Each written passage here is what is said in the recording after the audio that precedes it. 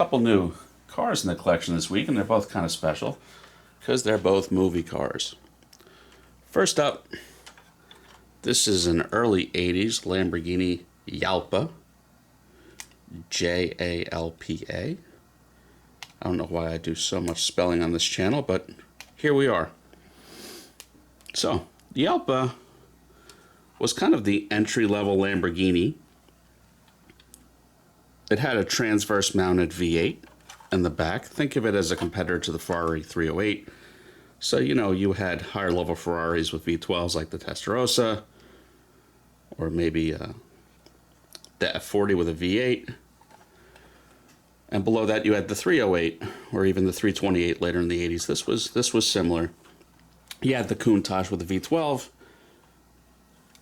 longitudinally mounted, but this is transverse. This had a 4-cam V8, about 250-ish horsepower, nothing crazy. I mean, we're talking about the early 80s. But what makes this special is, if you look at the license plate, Southpaw, this is from Rocky IV, a movie I happen to remember vividly from the later 80s when I was a kid. The scene after Apollo Creed gets killed by Drago, Rocky gets all emo and drives off at night in this same Lamborghini. It's hard to tell from the movie if the interior color is right. It always looked like the interior was black in the movie, but it's kind of hard to tell. So anyway, this is by KK scale. So this is a non-opening diecast with steerable wheels. That's kind of the signature of KK scale. And they keep offering these movie cars with no movie branding, so that way they don't have to pay any licensing fees. As you can see, it does have a removable target top, which is cool. I appreciate that. This is kind of a value-priced model. This is not super detailed. There's no carpeting in there. The paint is less than perfect. I've got a couple little marks on the hood, which I could probably buff out if it bothers me enough. Nothing really opens. I mean, it's better than, I guess, resin. It is die-cast, but nothing really opens aside from the Targa roof. Retail for this is about 119-ish. I did get it at Mint Models.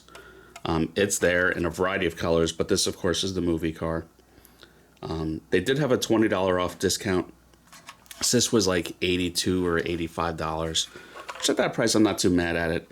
No one else makes this in 1/18 scale. This is it. So I've wanted this car in my movie collection for a long time. So, I don't know. I think it's worth it. And yeah, so there's your little Targa top. Packaging is the typical KK scale, open window box, black and gold. In the back corner, you see that little pocket there.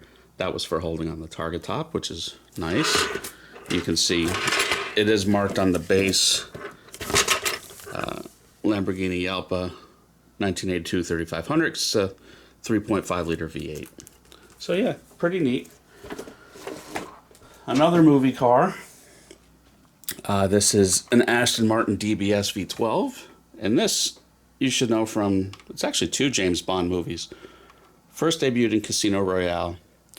And it's packaged as also for Quantum of Solace, which came out a couple years after that. I think 2008 was when it debuted. This is by Auto World. So we do have opening diecast. Again, this isn't, Auto World is not a premium brand, so you've got big, thick dog legs, but you do have some engine detail. 5.9 liter V12, 510 horsepower. You could get this with a manual transmission, which is pretty neat to have a V12 with a manual. You have, some little paint imperfections. There's one in the roof. I feel like the door gaps are a little homely. They're a little big. The doors on Astons, I think they're known as like swan doors. If you look as I open it, it kind of tapers up. I don't know if you can read that, but it goes up a little bit as it opens. It's a signature of later Astons. The trunk, a little bit of a missed opportunity. It is not carpeted. The interior does have some carpeting and has these kind of, it'll be hard to see, but rubberized floor pads. They're not quite floor mats, but again, hard to see in there, but there is some carpeting. You have molded in plasticky looking seat belts. and a fire extinguisher, which the real car would not have, except for, you know, the Bond car had it. You can see some of the Bond-specific gadgets in the glove box, which they showed open. An interesting choice. So, you know, the detail's a little lacking. The wheels and tires are not very convincing. There's no branding on the sidewall. The brake rotors aren't metal. This is just, I don't know, kind of a low-end diecast. It is technically numbered. This is 741 of, I have no idea how many. I think that's one of the excuses for them to charge what they do. Retails like $119-ish, $129. I just don't think it's worth it. I mean, look at that hood gap. It's kind of atrocious. This is on sale right now, though, on Amazon for $65. I guess I'm not mad at that price, because who else is doing this Bond release in 1 to 18? So, yeah, I guess I'm not mad at that price. Packaging is the typical Auto World release, window box. Has an easy to take out like inner clam with no screws holding it in, so that's kind of nice. Just comes out nice and easy. There's no markings about how many are in the release. A little spiel about the movie. Again, I don't know why this isn't released for Casino Royale, which it had more screen time in, but okay.